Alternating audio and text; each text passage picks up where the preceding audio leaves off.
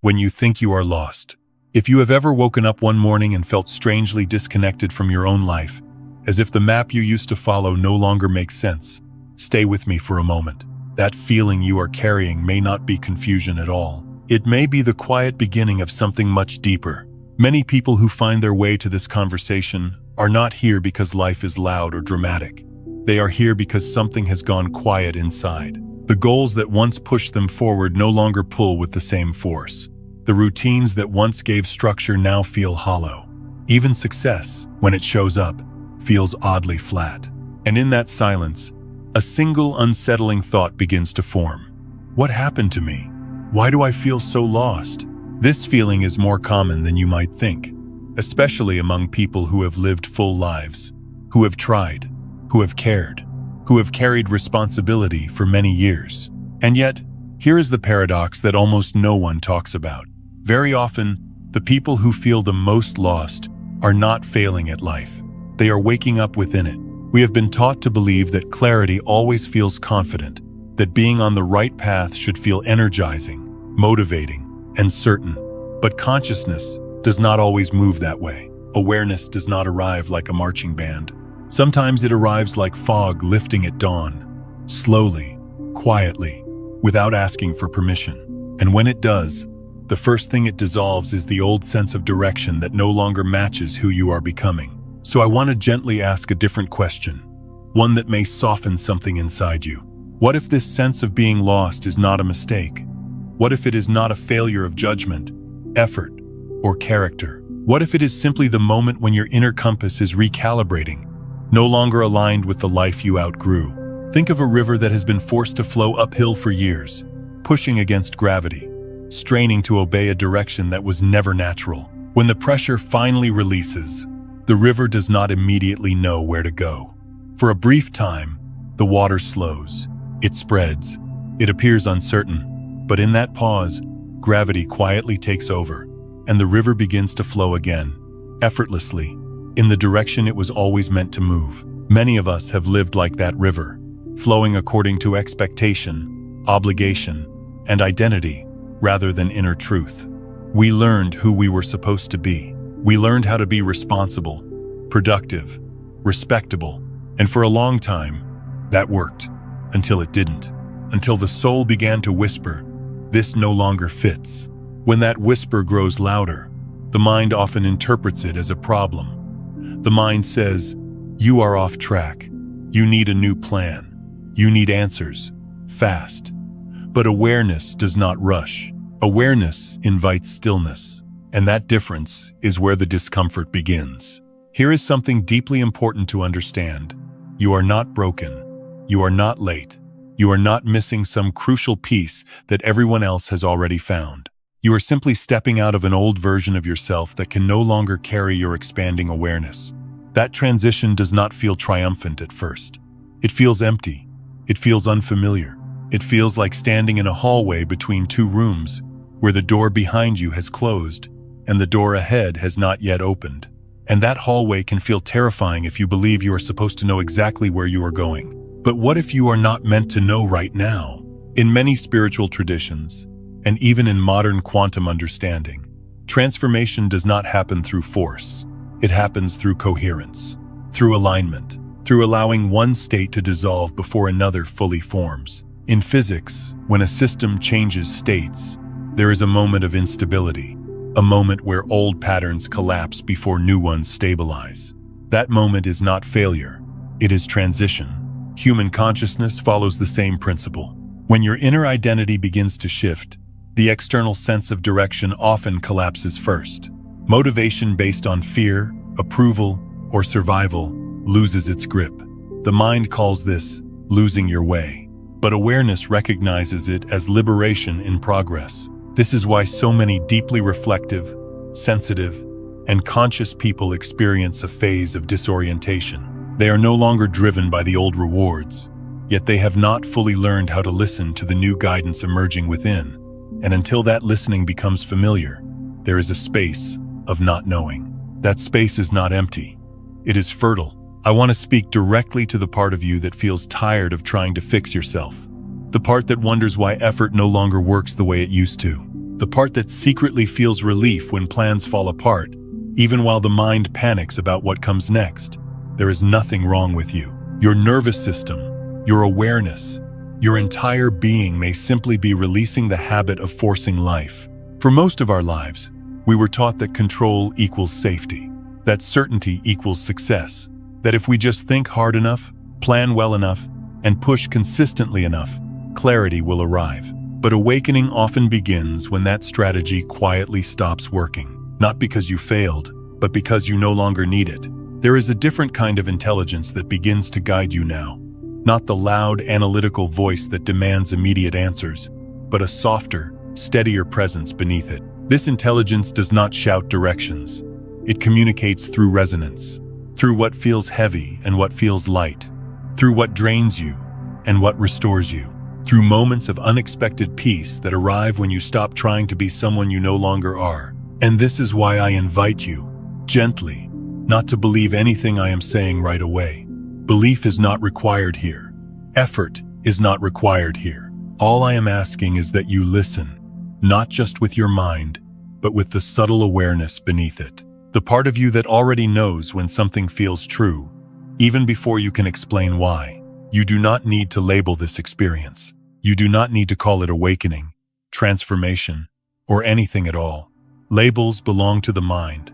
What you are living is more intimate than that. It is the experience of consciousness loosening its grip on an outdated identity, and that loosening can feel like loss before it feels like freedom. So if today you feel unmotivated, uncertain, or strangely detached from goals that once defined you, pause before judging yourself. Pause before trying to rebuild the old structure. Something wiser may be unfolding beneath the surface, something that does not respond to pressure, but to permission. You are not being punished by life. You are being invited into a deeper relationship with it. And for now, that invitation does not ask you to know where you are going. It only asks you to stop running from where you are. Just for this moment, allow yourself to rest in not knowing. Allow the tension to soften. Allow the breath to deepen. Like a river no longer forcing itself upstream, let awareness settle into its natural direction. You are not lost. You are awakening. And this moment, as uncomfortable as it may feel, is not the end of your path. It is the place where a truer one quietly begins. Why awakening is so often felt as being lost. There is a moment in many lives when the inner map simply stops working, not because it was wrong, but because it was designed for a version of you that no longer exists. You wake up one day and realize that the directions you have been following for years no longer bring a sense of meaning. The mind reacts quickly to this. It labels the experience as confusion, as failure, as being lost. But from the perspective of lived wisdom, this is often the first honest signal that awareness has outgrown the old structure that once held it. The mind has always relied on familiar reference points to feel safe. Roles, routines, goals, identities, and long-held beliefs become anchors that give a sense of stability. When those anchors loosen, the mind interprets the movement as danger. It does not ask whether the old anchors were still aligned with truth. It only knows that something familiar is disappearing.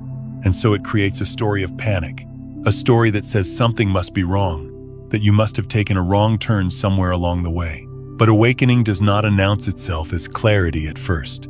It arrives as dismantling.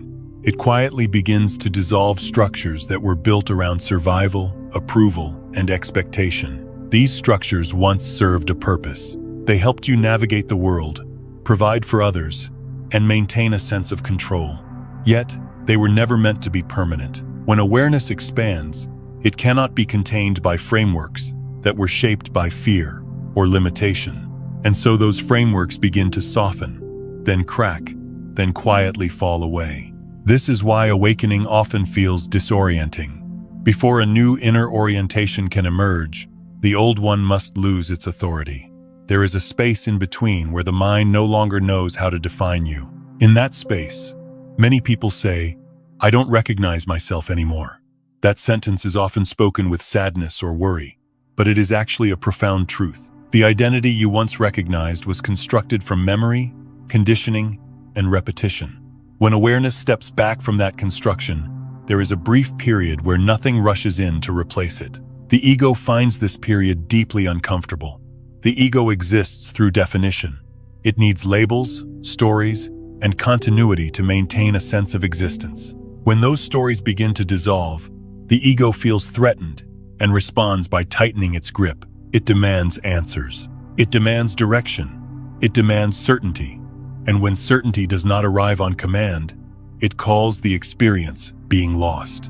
Yet the deeper intelligence of consciousness moves differently. Consciousness is not concerned with maintaining familiar patterns. It is concerned with alignment and truth. When alignment shifts, consciousness allows what is outdated to fall away, even if the mind protests. This falling away is rarely dramatic. More often, it is quiet. Motivation fades. Old desires lose their pull. The things that once defined success begin to feel strangely empty. Nothing seems wrong on the surface, yet something feels deeply unfinished inside. This is the moment when many people attempt to force clarity. They search for new goals, new identities, new roles, hoping to restore the sense of direction they once had. But awakening cannot be rushed this way. It does not respond to pressure. It responds to space. When effort replaces listening, the confusion often deepens. Not because awakening has failed, but because the mind is trying to rebuild what consciousness is intentionally dismantling. There is a subtle but important truth here. Awakening does not immediately give you a new sense of who you are. It first removes who you thought you were. The feeling of not knowing yourself often arrives before the remembering. This is not a mistake in the process. It is the process. Just as a room must be emptied before it can be rearranged, the inner landscape must clear before a truer sense of self can settle in. Uncertainty, then, is not the enemy. It is the creative gap. It is the open field where awareness is no longer confined by old definitions. From the perspective of the mind, this feels like instability. From the perspective of consciousness, it is freedom beginning to take shape. The problem is not uncertainty itself, but our relationship with it. We have been conditioned to believe that not knowing is dangerous, that clarity must be immediate, and that identity must be fixed. But life does not actually move that way. Growth rarely provides instructions in advance. It unfolds through experience, through listening, through subtle shifts that cannot be planned.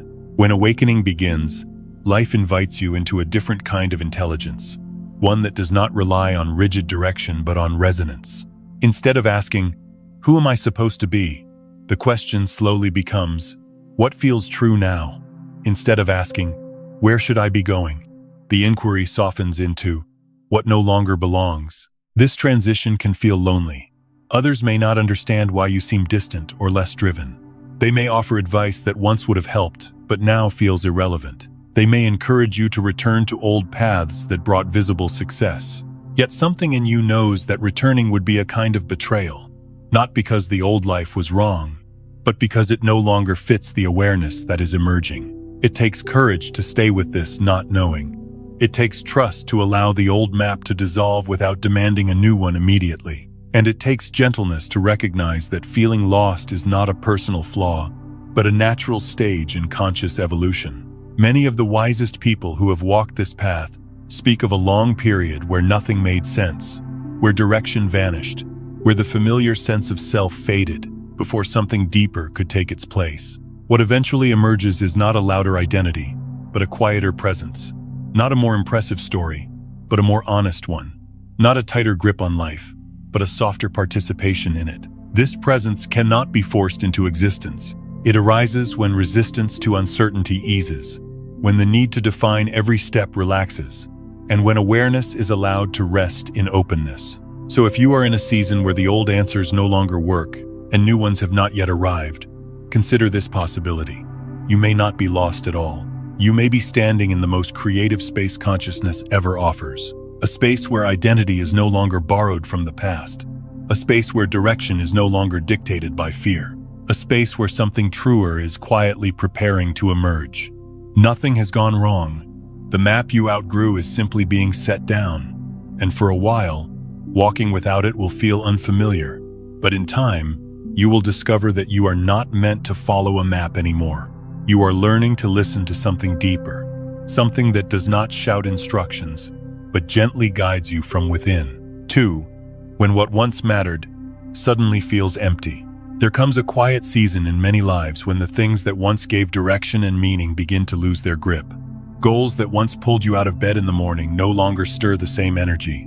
Achievements that once felt satisfying now arrive without warmth. Even progress, when it happens, feels oddly distant, as if it belongs to someone you used to know. This shift can be deeply unsettling, especially for people who have spent years being capable, responsible, and forward-moving. The mind is quick to judge this change.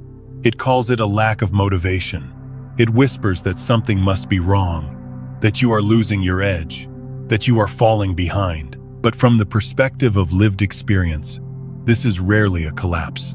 More often, it is a withdrawal. Energy is not disappearing, it is relocating. Much of our early motivation is fueled by external structures. We strive to be seen, to be secure, to be worthy. We learn how to perform roles that earn approval and stability. Over time, those roles become familiar, even comfortable. We know how to be productive. We know how to be reliable. We know how to meet expectations. And for a long time, that knowledge serves us well. But awareness evolves. At a certain point, the inner self begins to question whether effort alone is a meaningful measure of life. The question is rarely loud. It does not arrive as a dramatic breakdown. It comes as a subtle fatigue, a quiet resistance, a sense that pushing forward no longer feels honest. The roles you once inhabited with ease begin to feel heavy, as if you are carrying a costume that no longer fits your body. This heaviness is not a sign of weakness. It is a signal of misalignment. When consciousness no longer identifies with a role, maintaining that role requires strain. What once flowed now demands effort. What once felt natural now feels forced. And because the mind equates effort with virtue, it often concludes that the problem is you. But consider another possibility. What if the effort is not required because the role itself is no longer true? What if the exhaustion is not physical or mental, but existential? There is a profound difference between being tired from doing too much and being tired from doing what no longer resonates. In this space, many people feel caught between motion and stillness. They no longer want to run, to chase, to prove. Yet they also do not know how to stand still without feeling unproductive or guilty. The old momentum has dissolved, but a new rhythm has not yet formed. This in-between state can feel uncomfortable, even frightening, because it strips away the familiar sense of usefulness. Yet this pause is not empty. It is deeply intelligent. Consciousness is withdrawing energy from what is no longer authentic. This withdrawal can feel like emptiness, only when we mistake constant activity for aliveness. In truth, aliveness does not require constant motion. It requires presence. There is a natural intelligence within awareness that knows when a form has been completed. Just as a tree does not cling to leaves that have finished their season, consciousness does not cling to identities that have served their purpose. The falling away happens quietly, without drama. Motivation fades, interest wanes, desire softens, and the mind, unused to this kind of intelligence, calls it laziness. But laziness implies avoidance. What is happening here is refinement. Energy is being conserved, redirected, and simplified. Awareness is pulling back from external forms to remember its own source. This is why striving begins to feel hollow. The reward system that once drove you forward no longer works because it was designed for a different stage of development. This stage invites a different relationship with life. Instead of asking what you should accomplish next, awareness begins to ask what is real. Instead of measuring value by output, consciousness begins to sense value through resonance. The question shifts from how much you are doing to how present you are while doing it. For many people, this shift feels like losing ambition. But ambition driven by fear or validation was never sustainable. It carried you only as far as it could. What emerges next is not a lack of direction, but a deeper form of integrity. You begin to sense when an action aligns with truth and when it does not. You may find yourself unable to push through tasks that once felt effortless, not because you are incapable, but because something within refuses to participate in what feels false. This refusal is not rebellion. It is honesty. It is consciousness choosing essence over performance. As this happens, you may notice a growing discomfort with pretense. Conversations that once felt normal now feel draining. Social expectations feel heavy. Even the idea of explaining yourself feels exhausting. You are not becoming antisocial. You are becoming less willing to fragment yourself, to fit into roles that no longer reflect who you are. There is also a tenderness in this phase that often goes unnoticed. When external meaning dissolves, vulnerability surfaces. Without goals to hide behind, you may feel exposed. Questions about purpose arise. Doubts about direction surface. This vulnerability is not a problem to solve. It is an opening. It is the heart becoming visible again after years of armor. In this openness, consciousness is doing something subtle and profound. It is retreating from form in order to remember essence. Form includes roles, titles, achievements, and narratives. Essence is the quiet presence beneath all of that. The part of you that exists before accomplishment and remains after it. The part that does not need to prove its worth because it is already whole. This return to essence does not happen overnight. It unfolds gradually, often invisibly. At first, it simply feels like emptiness. But emptiness is only frightening when we expect it to be filled immediately. When allowed to be, emptiness becomes spacious. And in that space, a different quality of meaning begins to emerge. This meaning is not driven by urgency. It does not shout instructions. It arises as a gentle sense of rightness, a quiet pull toward what feels alive in the present moment. It may express itself through simplicity, through rest, through honest connection, or through creative impulses that do not seek applause. It is meaning that does not need to be justified. If you are in a phase where the old goals no longer motivate you and the old roles feel heavy, resist the urge to label yourself as stuck or broken. What you are experiencing may be the natural withdrawal of energy from a life that no longer reflects your inner truth. This withdrawal is not an ending. It is a reorientation. Like a tide pulling back before a new wave forms, consciousness is gathering itself. It is learning how to move again, not through effort, but through alignment. And while this gathering can feel like emptiness from the outside, it is, from within, a profound return to what is real. Nothing has been taken from you. Something false is simply being released, and in the space it leaves behind, a quieter, truer sense of meaning is slowly finding its way home. 3. Inner silence is not emptiness. It is reorganization. There is a stage in inner change where the noise begins to fade, not only around you, but within you. And this fading can feel unsettling at first. The mind has spent a lifetime swimming in sound, in thought, in planning, in problem solving, in constant commentary. It has learned to equate noise with safety and movement with progress. So when silence begins to appear, the mind often reacts with fear. It whispers that something is missing, that something has gone wrong, that emptiness has taken over. But silence is not absence. Silence is structure dissolving, so that something more coherent can form. The mind is conditioned to fill every gap. When there is no immediate task, it invents one. When there is no clear plan, it creates anxiety. This habit developed for survival. In earlier stages of life, constant vigilance was useful. It helped us navigate responsibility, uncertainty, and change. Yet, as awareness matures, that same vigilance becomes exhausting. The nervous system begins to long for rest, not as escape, but as integration. When inner silence emerges, it is often misinterpreted as disconnection. People say they feel numb, unmotivated, or strangely neutral. But beneath that neutrality, something profound is happening. The old patterns of thought that once dominated awareness are losing their momentum. The constant need to label, judge, and control is softening. And in that softening, space appears. This space is where reorganization begins. In the language of modern physics, systems do not reorganize through force. They reorganize through coherence. When interference is reduced, natural order can emerge. The quantum field does not require detailed instructions. It responds to resonance. When agitation subsides, alignment becomes possible. Human consciousness is no different. Inner silence allows the deeper intelligence of awareness to come online. Not the intelligence that calculates and predicts, but the intelligence that senses and aligns. This intelligence does not operate through rigid plans.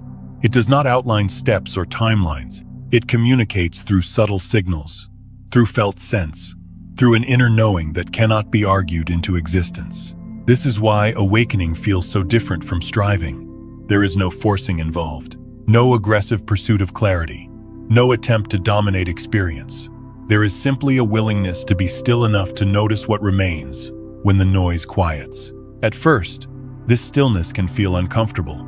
The mind, unused to rest, searches for something to grasp. It may attempt to recreate old worries or revive old desires just to feel familiar movement again. But when these attempts are gently noticed rather than followed, the silence deepens. And as it deepens, something begins to shift. You may notice a subtle sense of spaciousness. Thoughts still arise, but they no longer demand immediate belief. Emotions still move, but they pass more freely. There is less urgency to explain yourself, less need to define where you are going. The inner environment becomes simpler, clearer, more honest. This simplicity is not emptiness.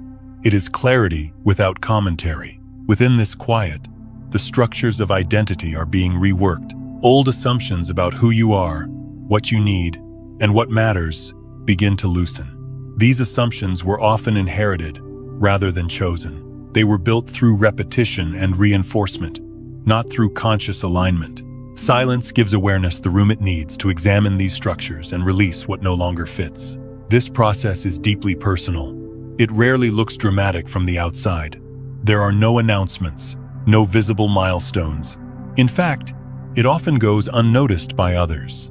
You may appear quieter, slower, less reactive. Some may interpret this as withdrawal. In truth, it is intimacy with your own being. Awakening is not loud. It does not demand attention. It does not need to be explained or validated. It unfolds privately, in the subtle shifts of perception that only you can feel. A slight pause before reacting, a deeper breath in moments of tension, a growing trust in what feels true rather than what sounds convincing. There is also a humility in this stage. When silence replaces noise, the illusion of control weakens. You begin to see how much of life was never truly managed by effort alone. You begin to sense the intelligence that has always been moving beneath your plans, shaping experiences in ways the mind could never predict. This realization is not disempowering. It is relieving. Without the need to force outcomes, energy begins to return, not as excitement or ambition, but as steadiness, a grounded presence that does not depend on external stimulation. This presence is what allows the next phase of life to emerge organically, rather than through struggle. Many people fear that if they allow too much stillness, they will disappear, that they will lose their drive, their relevance, their purpose. But what actually dissolves is not the self, but the constant pressure to perform. What remains is more authentic, more responsive, more alive. Silence teaches you how to listen again, not to the noise of expectation, but to the subtle signals of alignment. You begin to notice when something feels expansive or constricting. You sense when an action is rooted in fear and when it arises from clarity. This sensitivity is not weakness. It is intelligence refined, and this is why silence feels so different from depression or collapse. Depression drains energy. Silence gathers it. Depression isolates. Silence connects you inwardly. Depression feels heavy. Silence feels spacious, even when it is unfamiliar. If you are in a season where life feels quieter than it used to, resist the urge to fill every moment. Resist the belief that something must be wrong because nothing is loud. This quiet may be the most important work your consciousness has ever done. Reorganization does not announce itself. It happens beneath the surface, slowly, patiently, with precision. Just as the body heals itself while you sleep, awareness recalibrates itself in silence. You do not need to supervise the process. You only need to allow it. Trust that this stillness is not a void. It is a womb. Something new is being formed, not through effort, but through alignment. And when it is ready to move, it will do so with a natural clarity that no amount of planning could have created. For now, let the silence be what it is. Not something to fix, not something to escape, but a quiet intelligence doing exactly what it knows how to do. 4.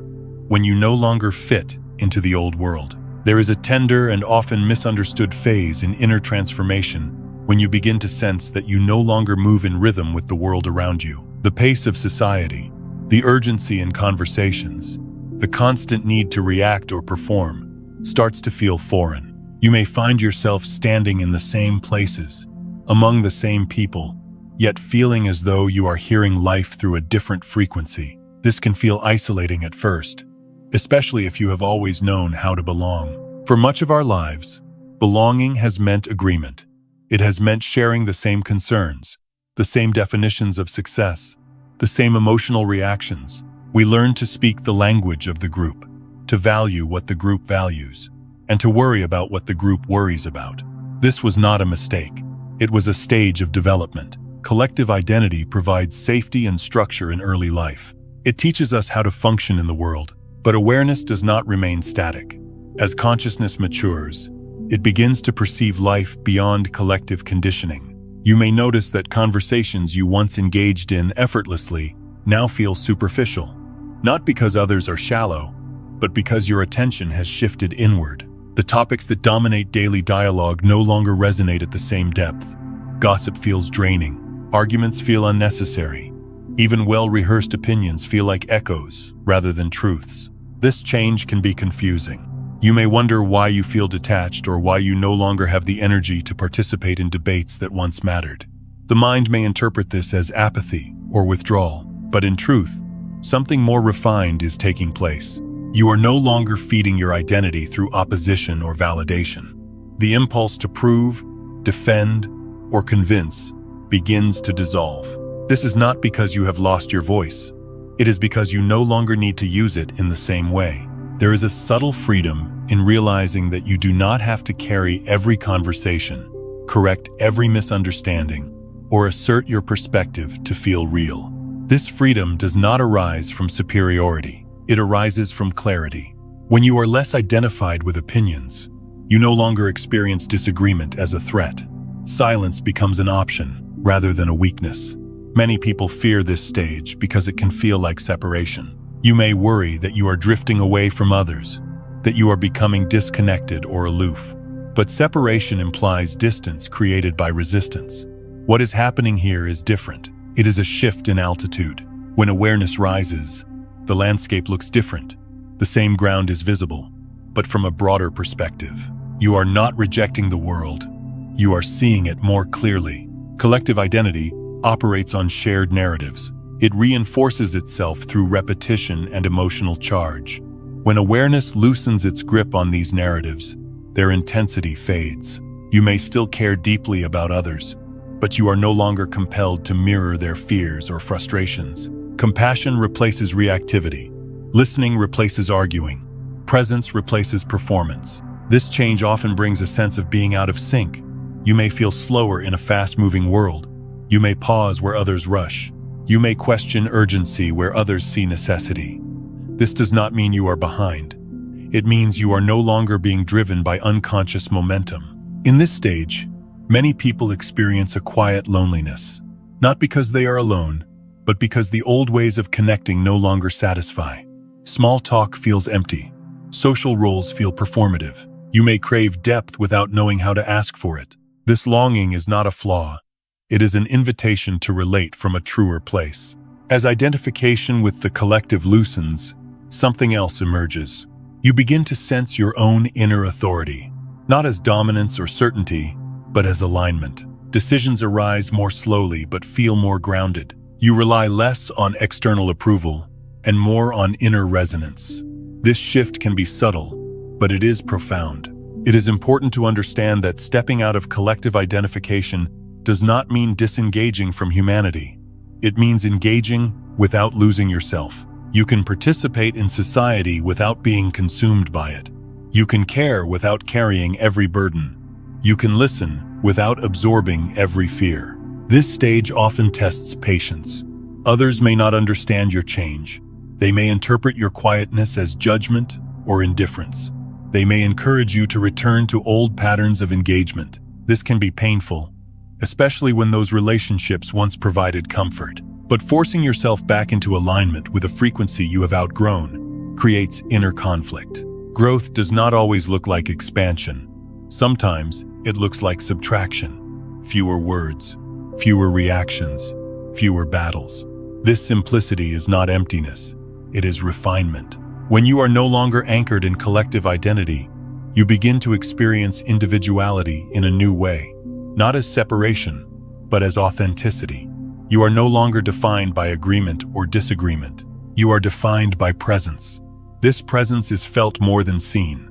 It does not seek recognition. It simply is. There is also a quiet humility that comes with this shift.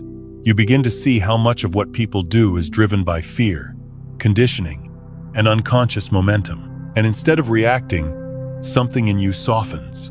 Judgment gives way to understanding. Distance gives way to compassion. You no longer need to escape the world to be free from it. This is the paradox of awakening. As you step out of collective identity, you actually become more connected, not less. But the connection is no longer built on shared anxiety or performance. It is built on shared being. If you find yourself feeling out of place in the old world, resist the urge to force belonging. Belonging that requires self-abandonment is not belonging at all. Trust that this phase is not about leaving life behind, but about meeting it from a deeper level of awareness. You are not drifting away. You are standing more firmly in yourself. And from that place, your relationship with the world will begin to transform naturally, without effort, without conflict, and without losing your heart along the way. 5. When the ego panics because it can no longer control the journey, there is a moment in this inner unfolding when the ego realizes something it has tried very hard to avoid. It is no longer in charge. For a long time, the ego believed it was the navigator of your life. It built plans, set timelines, collected labels, and measured progress through visible results. It learned to feel safe by knowing what comes next, by being able to explain who you are and where you are going. Control, for the ego, was never about power. It was about survival. So when awakening begins to loosen that control, the ego does not respond calmly. It responds with fear. This fear does not always show up as panic. Often, it appears as restlessness, impatience, or an urgent need to figure everything out. The mind begins to ask the same questions again and again. What is my purpose now? What should I be doing? When will things make sense? These questions are not wrong. They are simply coming from a part of you that has not yet learned how to trust a different kind of guidance. The ego needs structure to feel real. It needs names, roles, and destinations. It wants to say, this is who I am, this is where I am going, and this is how I will know when I have arrived. Awakening does not offer that kind of certainty. It does not move in straight lines. It does not follow schedules. It unfolds in cycles, pauses, and subtle shifts that cannot be predicted or forced. This is where the discomfort intensifies. The ego interprets the absence of a clear plan as danger. It assumes that without control, everything will fall apart. It believes that if it does not stay alert, if it does not keep directing the process, something essential will be lost. And so it tightens its grip. It tries to recreate certainty through analysis. It searches for teachings, methods, and explanations that promise clarity and outcomes. But awakening refuses to be managed this way. There is a painful honesty in realizing that much of what we thought was control was actually an illusion. Life was never fully under our command. We influenced outcomes, yes, but we did not orchestrate existence. The ego does not like this realization because it challenges its core belief that safety comes from knowing and directing. When that belief begins to dissolve, it can feel like the ground is disappearing beneath your feet. The ego calls this losing control. Awareness recognizes it as losing the illusion of control. This distinction matters deeply. Control implies effort, tension, and constant vigilance. Presence requires none of these. Presence does not need to know what happens next in order to be whole. It does not need guarantees to be at peace. It meets each moment as it is, responding rather than anticipating, listening rather than directing. The ego fears this because it has been trained to believe that without anticipation, there is vulnerability. Yet what emerges when anticipation relaxes is not chaos, but responsiveness. You begin to meet life as it arrives, rather than as you imagine it should be. This shift is subtle but transformative. Instead of asking, What should I do with my life? Awareness begins to ask, what is being asked of me right now? Instead of demanding a long-term identity, consciousness rests in immediate presence. This does not mean passivity. It means intelligence that moves with life rather than against it. The ego struggles here because it wants results. It wants markers of progress. It wants to know that the discomfort is leading somewhere specific. Awakening offers none of that reassurance up front. It asks for trust before evidence. It asks for presence before outcome. This is why the experience of losing control often feels like losing direction. But direction does not disappear. It changes form. It becomes less conceptual and more embodied. Guidance begins to show up as subtle impulses, quiet clarity, and a sense of right timing that cannot be explained logically. The ego dismisses this kind of guidance because it is not loud or authoritative. It does not come with guarantees. But those who have walked this path long enough learn that this quieter guidance is far more accurate than forced planning ever was. There is also a tenderness required in this phase. The ego is not the enemy. It is a part of you that learned to protect you in a world that demanded performance and predictability. When it panics, it is not trying to sabotage awakening. It is trying to keep you safe using tools that once worked. Awareness does not need to fight the ego. It only needs to stop obeying it blindly. As presence deepens, something remarkable happens. The urgency to control softens. You begin to notice that clarity arrives on its own when there is space for it. Decisions feel less pressured. Choices feel more organic. You no longer force answers. You wait. And in the waiting, insight appears. This does not mean life becomes effortless overnight. Challenges still arise. Uncertainty still visits. But the relationship with these experiences changes. Instead of reacting from fear, you respond from steadiness. Instead of needing to know the entire path, you trust the next step. When the ego quiets, even slightly, there is a sense of relief that is difficult to describe. The constant burden of figuring everything out begins to lift. You realize that you were never meant to carry that weight alone. Life has its own intelligence, its own timing, its own way of revealing what matters. This realization does not make you irresponsible. It makes you receptive. Receptivity is not weakness. It is a different form of strength. It allows you to notice what aligns and what does not. It helps you move when movement is natural and rest when rest is required. It brings clarity not through effort, but through attunement. Many people fear that if they stop controlling, they will stop progressing. What actually happens is the opposite. Progress becomes less frantic and more meaningful. Instead of chasing outcomes, you begin to embody values. Instead of forcing direction, you allow direction to emerge. This is where true clarity arises.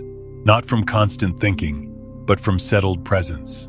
Not from rigid planning, but from trust in the unfolding moment.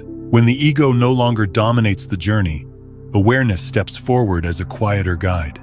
And that guide does not shout. It whispers. It invites. It waits. If you are in a phase where control feels impossible and the urge to figure everything out only increases your anxiety, pause and consider this possibility. Nothing has gone wrong. The part of you that needed control is learning how to rest. The part of you that knows how to be present is learning how to lead. This transition is not a loss.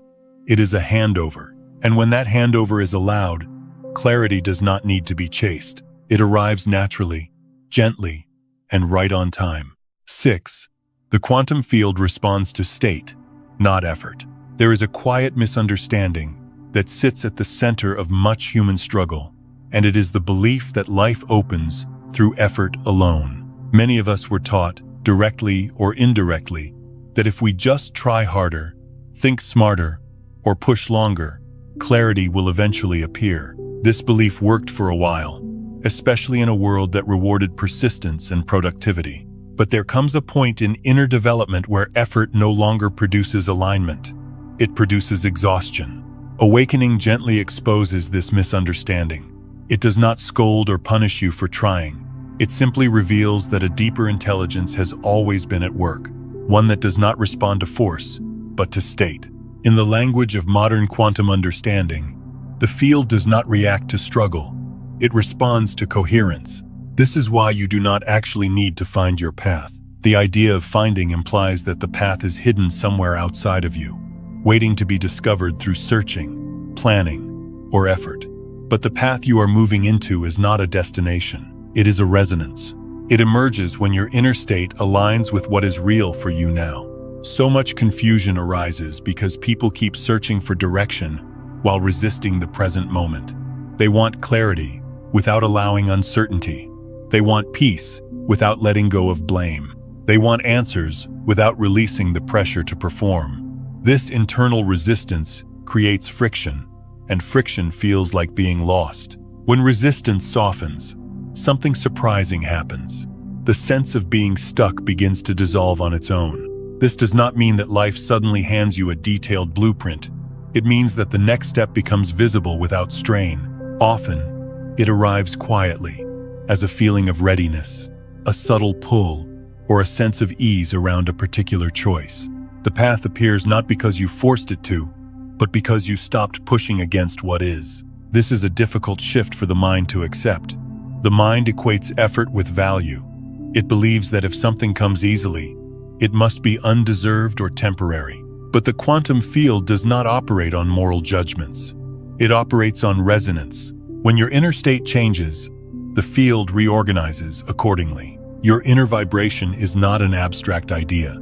It is the sum of your emotional tone, your level of presence, and your relationship with yourself. When you are in self-blame, tension, or urgency, the field reflects those states back as obstacles, delays, or confusion, not as punishment, but as feedback. When self-blame begins to loosen, confusion often softens with it.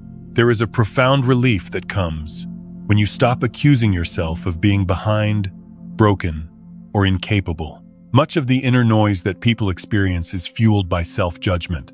The moment you stop treating confusion as a personal failure, space opens. And in that space, clarity has room to enter. This is why so many breakthroughs happen when people stop trying to fix themselves. The quantum field responds to allowance.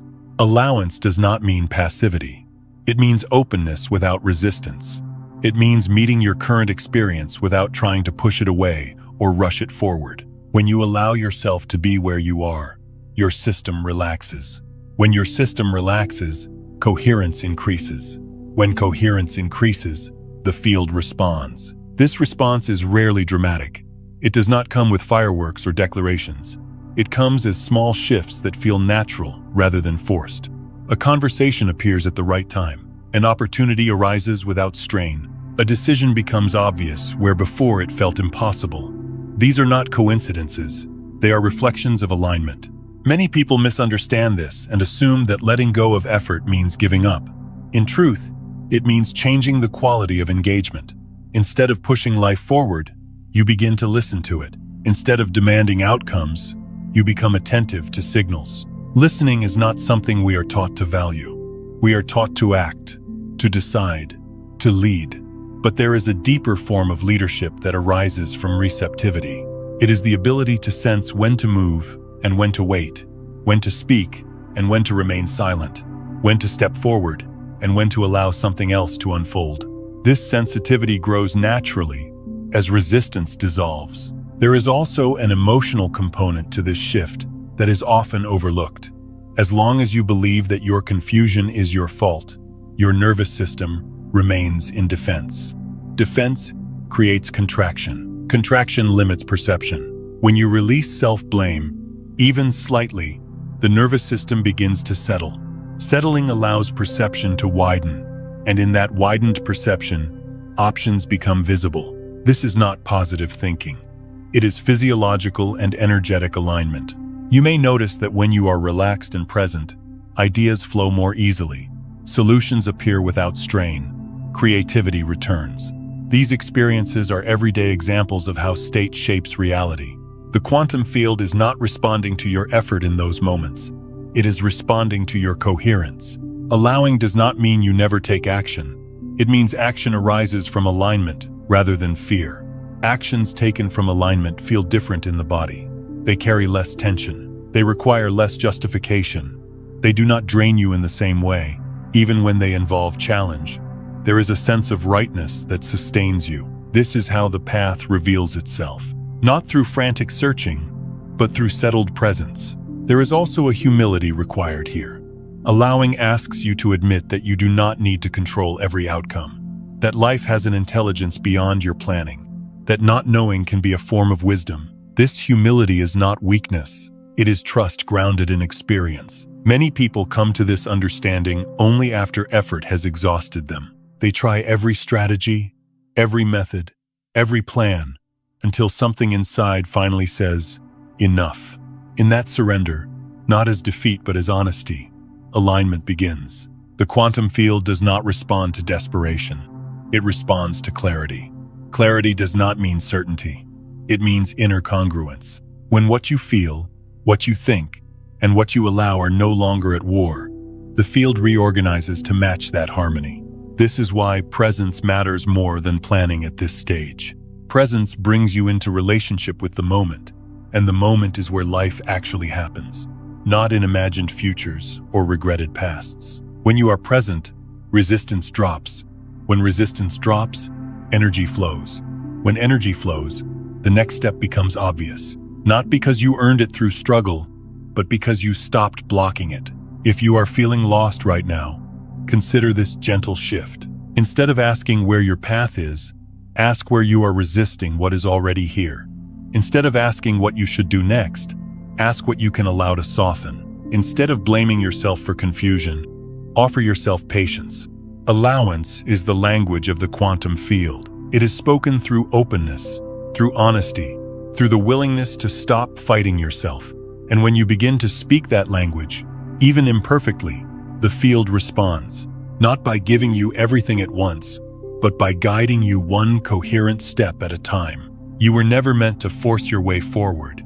You were meant to align, and alignment begins the moment you stop resisting your own unfolding. 7. The quiet signs that you are awakening. Awakening rarely announces itself in ways the mind expects.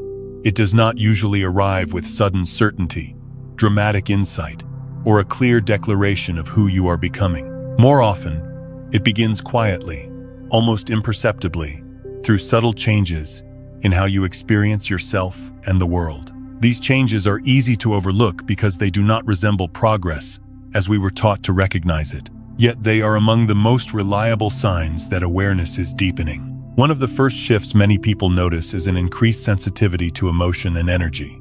Situations that once barely registered now feel heavier or more intense. Certain environments leave you drained more quickly. Other spaces feel nourishing without obvious reason. This sensitivity can feel inconvenient at first, especially if you were once able to push through discomfort without much thought. But this is not weakness emerging. It is perception refining itself. When awareness expands, it naturally becomes more attuned. You begin to notice subtleties you once ignored, not because they did not exist, but because you were too busy surviving, performing, or striving to feel them. Emotional signals that were once buried under responsibility now rise to the surface. You may feel joy more deeply and sorrow more honestly. You may find it harder to ignore tension in your body or dissonance in relationships. This is not imbalance. It is honesty returning. Alongside this sensitivity often comes a growing need for quiet. Noise that once felt tolerable now feels intrusive. Crowded schedules feel overwhelming. You may crave time alone without knowing exactly why. This desire for quiet is not withdrawal from life. It is the nervous system recalibrating. After years of constant stimulation, awareness begins to recognize the value of stillness. In quiet, you can hear yourself again. This does not mean you are becoming antisocial or disengaged. It means your inner world has grown rich enough that it no longer needs constant distraction. Silence becomes restorative rather than empty. Solitude becomes nourishing rather than lonely. You may notice that after quiet moments, you feel more grounded, more present, more yourself. Another sign of awakening is a shift in the kinds of questions you ask. Instead of focusing primarily on achievement, comparison, or approval, your attention turns toward meaning. You begin to ask not just what you are doing, but why. Not just how to succeed, but what success actually means to you now. These questions may not have immediate answers, and that can be uncomfortable. But the asking itself is significant. Questions about meaning arise when surface motivations no longer satisfy. They signal that awareness is moving beyond conditioned goals towards something more essential. This is not a crisis of purpose. It is a refinement of purpose. The old answers fall away so that truer ones can eventually emerge. At the same time, you may notice a reduced attraction to drama. Situations that once pulled you into emotional turbulence no longer hold the same grip. Arguments feel exhausting rather than energizing. Conflict feels unnecessary rather than stimulating. You may still care deeply, but you are less willing to sacrifice your inner steadiness for external intensity. This does not mean you have become indifferent. It means your nervous system no longer equates chaos with aliveness. There is a growing recognition that peace is not boring. It is intelligent. It conserves energy. It allows clarity to surface. You may also notice that you respond more slowly than before. Where you once reacted instantly, you now pause. This pause is not hesitation. It is awareness, creating space between stimulus and response. In that space, choice becomes possible. You begin to act from presence rather than impulse. Another quiet sign of awakening is the loss of certainty before the arrival of clarity. This can be one of the most challenging aspects to accept. We are conditioned to believe that clarity should come first, guiding us forward with confidence. But in inner transformation, clarity often arrives last. Awareness shifts before understanding catches up. During this phase, you may feel unsure about your direction, your identity, or your next steps.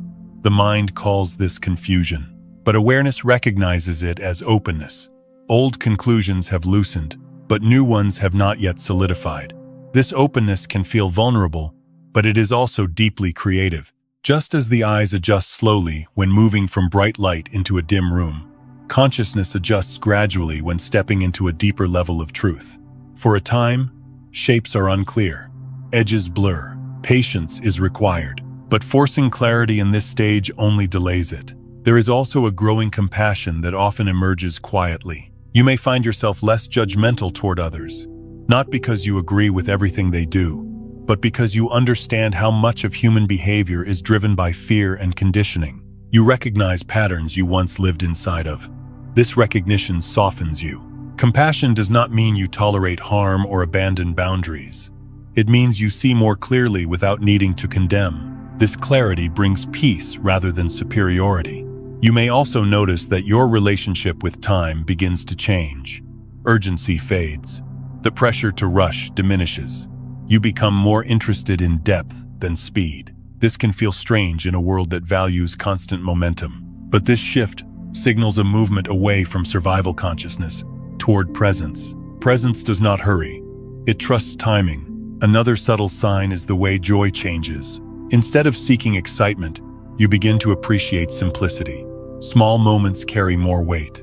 A quiet morning, a sincere conversation, a moment of stillness can feel deeply satisfying. This does not mean ambition disappears.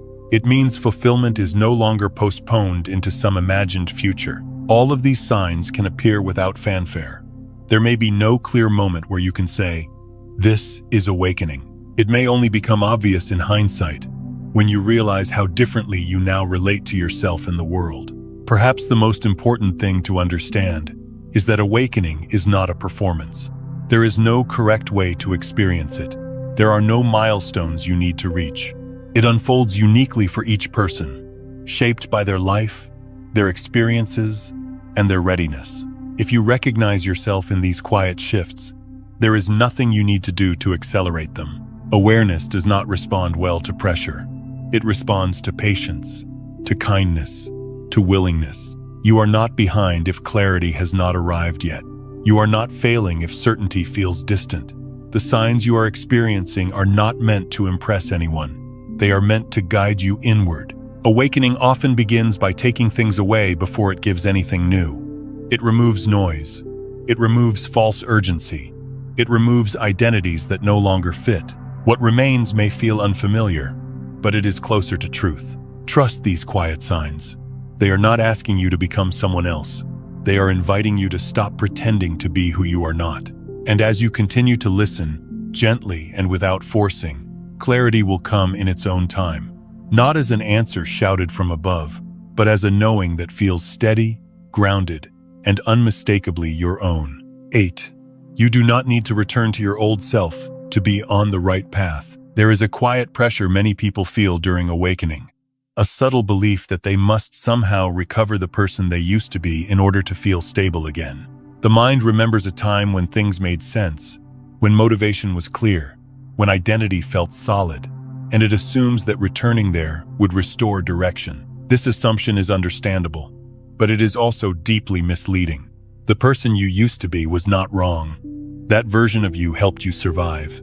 It learned how to adapt, how to meet expectations, how to navigate a world that rewarded effort, conformity, and endurance. It carried you through responsibilities, relationships, and challenges that required strength and persistence. There is nothing to regret about that chapter of your life. But survival and truth are not the same thing. At a certain point, survival strategies begin to limit rather than protect. The habits that once kept you safe begin to keep you small. The identities that once gave structure begin to feel like cages. This is not because they failed, but because their work is done. Asking yourself to return to that version of you is like asking a grown tree to fit back into the seed it once was. Awakening does not ask you to fix yourself. It asks you to release what is no longer real. This distinction matters deeply.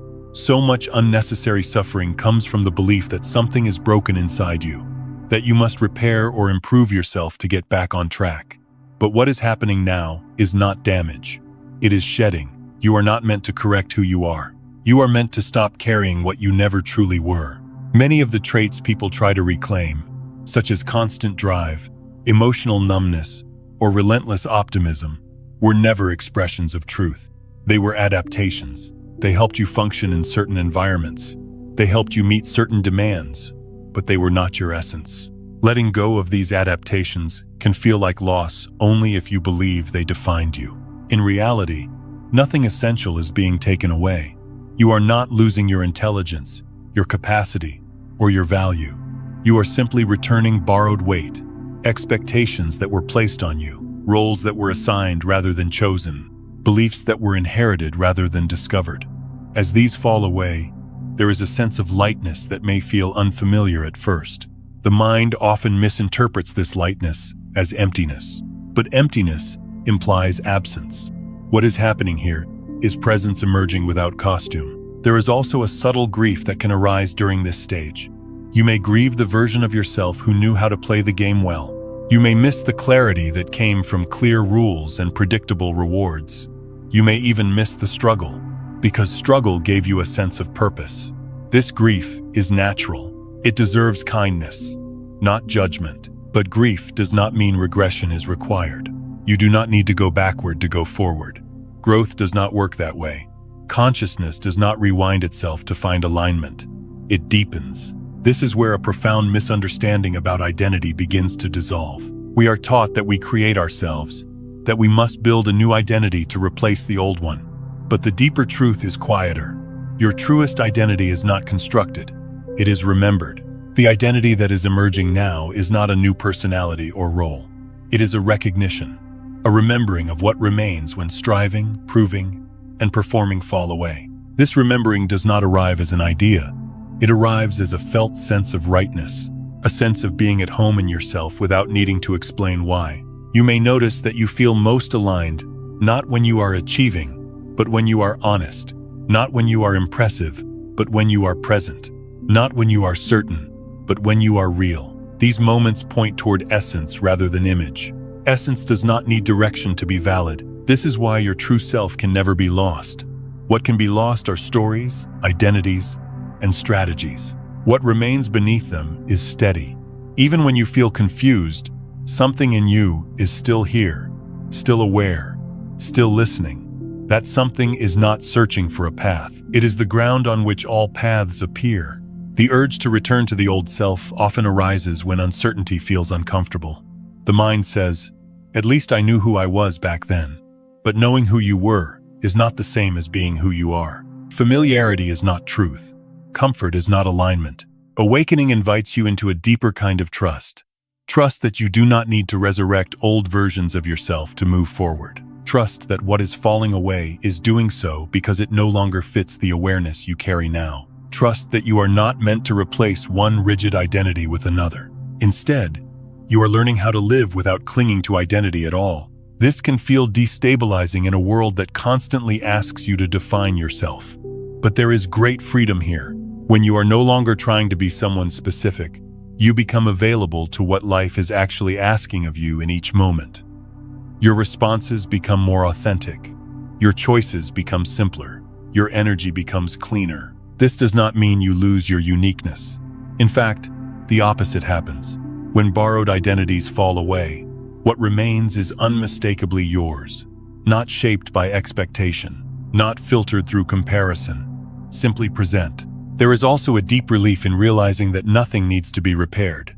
You do not need to motivate yourself back into alignment. You do not need to discipline yourself into purpose. You do not need to force clarity by resurrecting old habits. Alignment emerges naturally when you stop resisting who you are becoming. And becoming here does not mean changing into something else. It means allowing what has always been true to surface. Your true self does not rush. It does not panic when plans dissolve. It does not feel threatened by uncertainty. It is patient, grounded, and responsive. It has been with you through every phase of your life, even when you were unaware of it. It has never left. This is why you are not off course. The sense of being lost comes from measuring your life against outdated maps. When those maps are set down, there is a moment of disorientation. But disorientation is not the same as misdirection. It is simply the space between identities. If you can allow yourself to remain here without forcing resolution, something gentle and stable begins to reveal itself. Not as a grand realization, but as a quiet knowing. A sense that you do not need to become anyone else to be whole. A sense that you do not need to return to anything to be right. You are already standing in what is real. The old self did its work. Honor it, thank it, and let it rest. What is emerging now is not a replacement. It is a remembering. And that remembering has never been lost, never been broken, and never needed a path to find its way home. 9. When you stop searching, guidance begins to appear. There is a subtle turning point in inner awakening that many people do not recognize at first, because it does not arrive with effort or intention. It arrives when searching quietly exhausts itself, not because you give up, but because something deeper realizes that constant seeking has begun to create more noise than clarity. The mind, when it searches relentlessly, does not open doors. It stirs dust, and the more urgently it looks for answers, the harder it becomes to see what is already here. Seeking is often driven by the belief that something essential is missing. That belief keeps the mind active, alert, and tense. It scans the future for solutions and the past for explanations. It compares teachings, strategies, and paths, hoping that one of them will finally resolve the inner restlessness. Yet the more the mind searches, the more fragmented it becomes. Each new idea adds another layer to consider, another direction to evaluate, another possibility to manage. This is why so many people feel overwhelmed at the very moment they are trying hardest to wake up. Awakening does not unfold through accumulation. It unfolds through subtraction.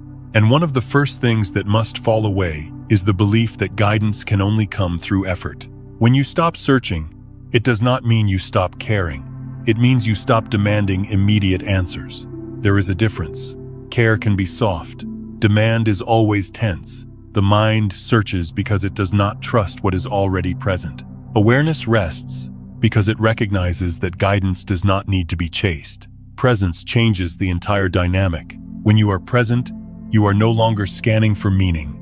You are listening for resonance. You are not trying to solve your life. You are allowing it to speak. This listening is not passive. It is attentive. It is open without being strained. And in that openness, something begins to move again. Guidance rarely arrives as a loud instruction. It often appears as a small alignment, a conversation that lands differently than expected, a sentence that stays with you longer than it should.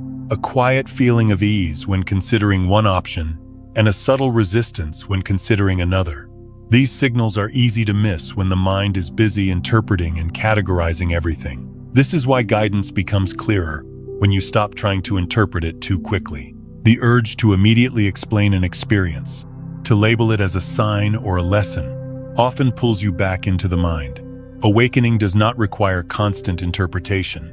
It requires trust in felt sense. Sometimes guidance is simply a sense of calm where there was tension before. Sometimes it is the absence of urgency. Sometimes it is a gentle knowing that now is not the time to act. This patience is not delay. It is timing. The mind is uncomfortable with timing because timing cannot be controlled. It prefers schedules and predictions. But the deeper intelligence that guides awakening does not operate on deadlines. It operates on readiness. And readiness cannot be forced. When you stop searching, you begin to notice how much effort was being spent on trying to arrive somewhere else. That effort kept you slightly ahead of your own life, always leaning into the next moment rather than inhabiting the one you are in. Presence brings you back. And when you are back, guidance does not need to travel far to reach you. It is already here. There is a quiet humility in this stage. You realize that not every question needs to be answered right away. Some questions dissolve on their own when they are no longer fed by anxiety. Others reveal their answers slowly, through lived experience, rather than intellectual understanding. This is why awakening feels patient. It does not rush insight. It does not pressure realization. It allows understanding to ripen naturally, the way fruit ripens when conditions are right. Many people worry that if they stop searching, they will become stagnant. They fear that without effort, nothing will move. But what actually happens is a shift in the quality of movement. Instead of frantic motion, there is responsiveness. Instead of pushing forward, there is following what opens.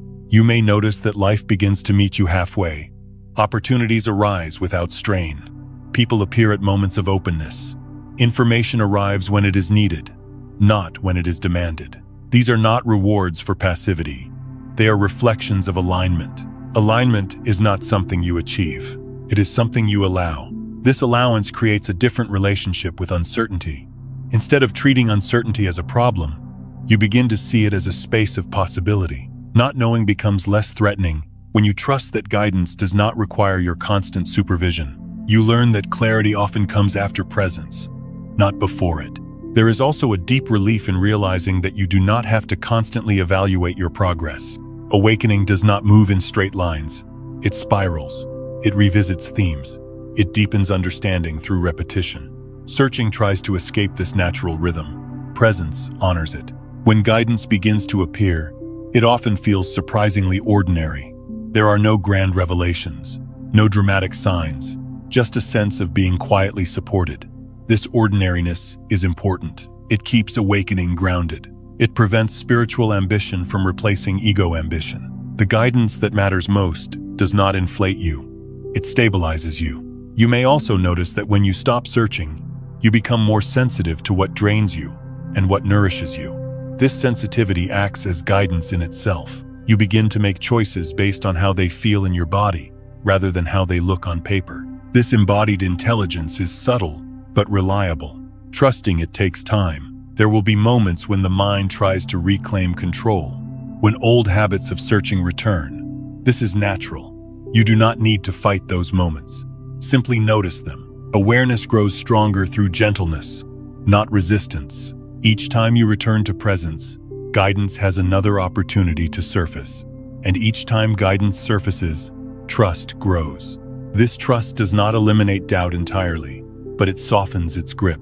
Doubt becomes a passing visitor rather than a constant companion. This is the quiet maturity of awakening. You stop asking life to prove itself to you. You stop asking for guarantees. You begin to cooperate with what is unfolding rather than interrogating it. In that cooperation, a sense of partnership emerges. Life is no longer something you must figure out. It is something you participate in. If you are in a phase where searching has left you tired, consider resting your questions for a while. Not abandoning them, but loosening your grip. Let them sit without pressure. Let them breathe. Often, the answers they seek are already moving toward you, waiting for the noise to settle. Guidance does not need urgency to arrive. It needs space. And when you give it that space, it appears in ways that feel natural, personal, and unmistakably right for you. Not because you forced it, but because you finally stopped standing in its way. Awakening is not a race. it is a relationship. And like all meaningful relationships, it deepens through patience, presence, and trust. When you stop searching, you do not lose direction. You become available to it. 10. Trusting the process is the greatest turning point. There is a moment in every deep inner journey when effort finally gives way to trust. Not because trust was chosen as an idea, but because it becomes the only honest response left. This moment does not arrive with certainty about the future. It arrives with a quiet acceptance of the present. And that acceptance changes everything. Trust, in this sense, is often misunderstood. Many people think trust means believing that everything will work out later, that clarity will arrive someday, that answers will eventually appear. But the trust that transforms consciousness is not focused on the future. It is anchored in this moment. It is the willingness to be here without needing immediate proof that being here is correct. This kind of trust is subtle. It does not announce itself loudly. It does not demand reassurance. It simply relaxes the inner resistance that has been fighting what is. When that resistance softens, something inside finally rests. To trust the process is to trust awareness itself. Awareness does not make mistakes. It learns through experience, through contrast, through movement and stillness. The mind may label certain experiences as wrong turns or wasted time, but awareness uses everything. Nothing is discarded. Nothing is excluded. Even confusion becomes part of the intelligence that shapes understanding. When you begin to trust that there are no errors in consciousness, self-blame starts to dissolve. You stop reviewing your life as a series of failures or miscalculations. You begin to see it as a coherent unfolding, even if the coherence was not visible at the time. This shift does not erase pain or regret, but it reframes them. They become teachers rather than verdicts. Trusting the process means allowing the present moment to be what it is, without immediately trying to escape it. This does not mean resignation. It means honesty. You acknowledge where you are without adding a story about where you should be. That honesty frees an enormous amount of energy. So much exhaustion comes from arguing with reality. When trust begins to take root, that argument ends. The inner dialogue that says, "This should not be happening," slowly quiets. In its place, there is a gentler inquiry. What is being asked of me now? Not what should I fix? Not how do I get out of this? Simply, what is here? This shift marks a profound turning point. You may still not see the road ahead. The future may remain undefined, but something important changes. The absence of a visible path no longer feels threatening. You sense that guidance does not require your constant supervision. You sense that you are being led, even if the destination remains unknown. This trust is not blind faith. It is earned through lived experience. You begin to notice how often life has supported you in ways you did not plan, how clarity has appeared after periods of uncertainty, how relationships, opportunities, and insights have arrived when you stopped forcing them. These memories form a quiet foundation beneath your awareness. From that foundation, trust grows naturally. As trust grows, energy shifts. The nervous system relaxes. The body breathes more deeply. The mind stops racing quite as much. There is less urgency to decide, to define, to conclude. This relaxation is not laziness. It is alignment. When the system is aligned, it no longer wastes energy fighting itself. This is why trust feels like relief. It is the relief of no longer needing to carry the entire future on your shoulders. It is the relief of realizing that life is not asking you to figure everything out in advance. It is asking you to show up fully to what is already here. With this relief comes a subtle change in how reality responds to you. Not because the world has suddenly become kinder, but because you are meeting it differently. When you are not tense, you notice possibilities you once missed. When you are not defensive, conversations open in unexpected ways.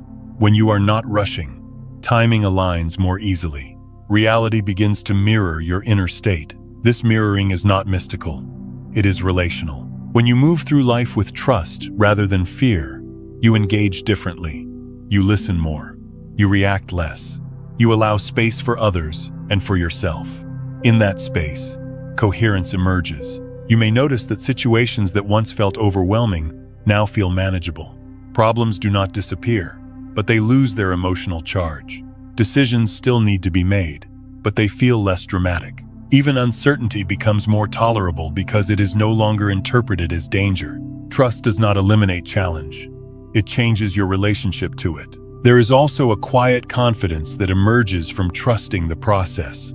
Not the confidence of knowing what will happen, but the confidence of knowing you can meet whatever happens. This confidence is grounded, not inflated. It does not need validation. It rests in the knowledge that awareness is adaptable, resilient, and wise. From this place, action becomes simpler. You are less likely to act from panic and more likely to respond from clarity. You do not push yourself to move before you are ready. You do not hold yourself back out of fear. You move when movement feels aligned.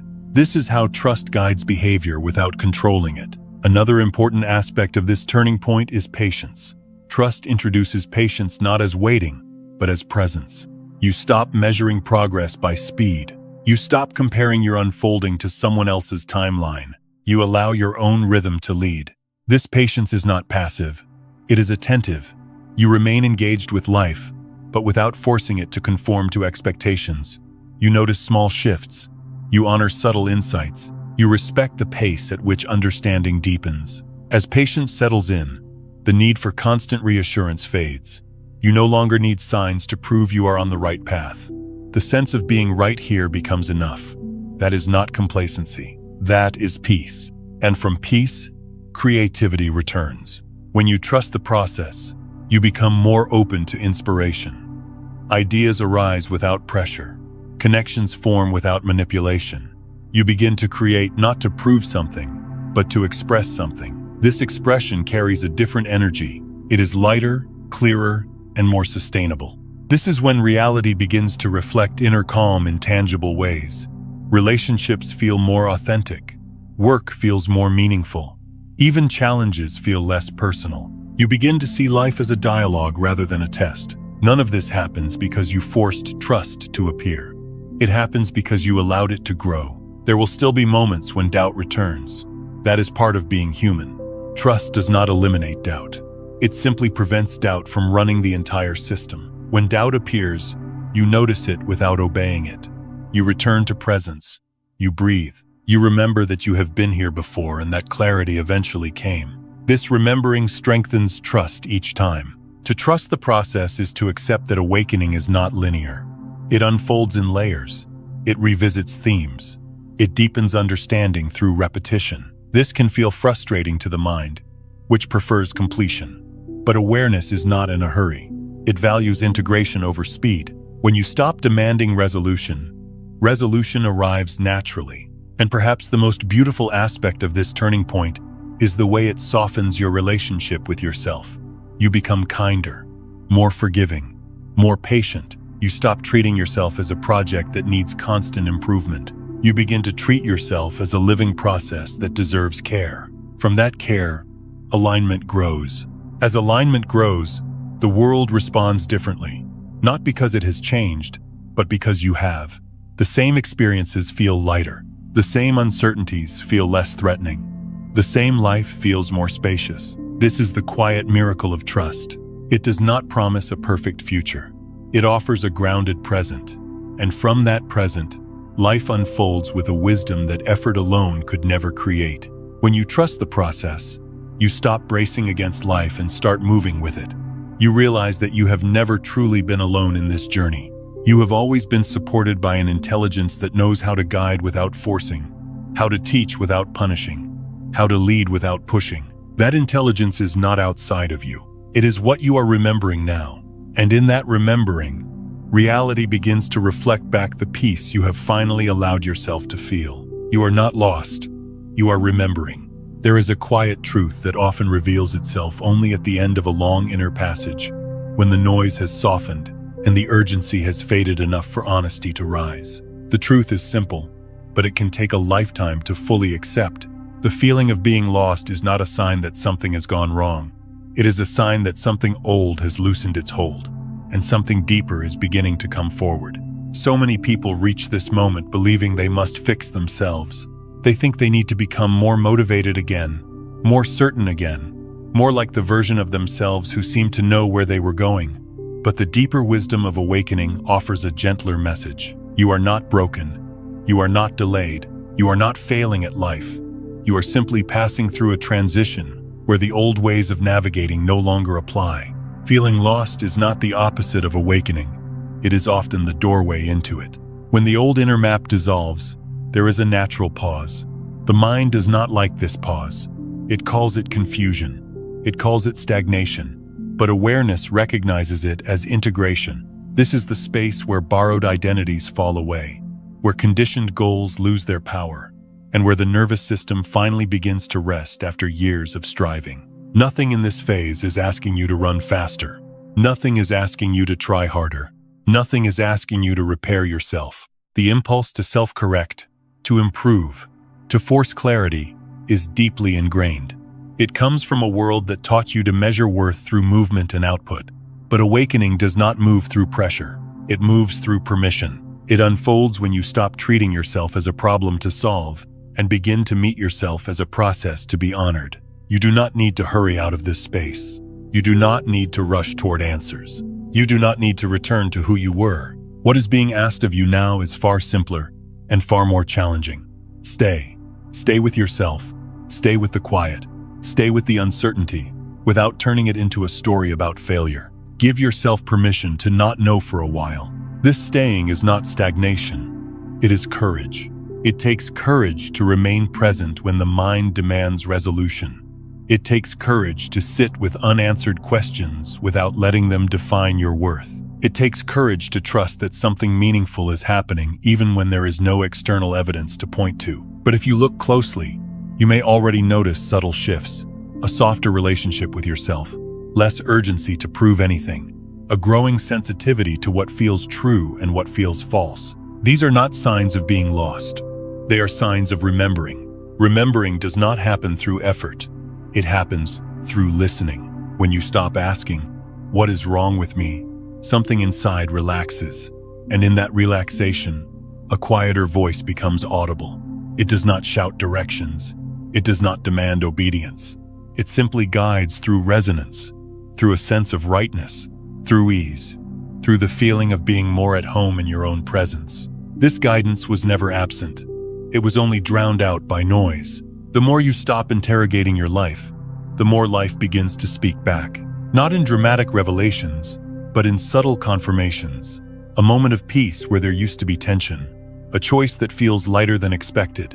A quiet yes in the body, even when the mind is unsure. This is how guidance works when it is not forced. You may still not see the road ahead, and that is all right. Seeing the road is not required at this stage. What matters is sensing the ground beneath your feet, feeling your own breath, noticing that you are here, aware, alive, and capable of meeting whatever unfolds next. The future does not need to be figured out in advance for your life to be meaningful. Meaning is already present when you are present. There is a deep relief that comes when you finally understand that you did not come here to become someone else. You did not come here to chase an ideal version of yourself. You did not come here to prove your worth through endless effort. You came here to remember what remains when the roles fall away, to remember who you are when there is nothing left to perform, to remember the quiet steadiness that has always been with you, even in your darkest moments, even when you thought you were lost. This remembering is not an achievement. It is a return to simplicity, a return to presence, a return to truth that does not need to be defended or explained. If there is one invitation to carry with you from this space, let it be this: slow down, not because life is in danger, but because you are. Slow down enough to feel yourself again. Slow down enough to notice that you are not chasing meaning. You are uncovering it. Nothing essential has been lost. Nothing essential needs to be found. You are not standing at the edge of failure. You are standing at the threshold of recognition. And perhaps the most important thing to hear, especially if you have been hard on yourself for feeling uncertain, is this: you are not late. You are not behind. You are exactly where awareness meets itself after letting go of what it never truly needed. So rest here for a moment. Breathe. Let the idea of being lost dissolve. You are not wandering without direction. You are remembering the one who has always been walking.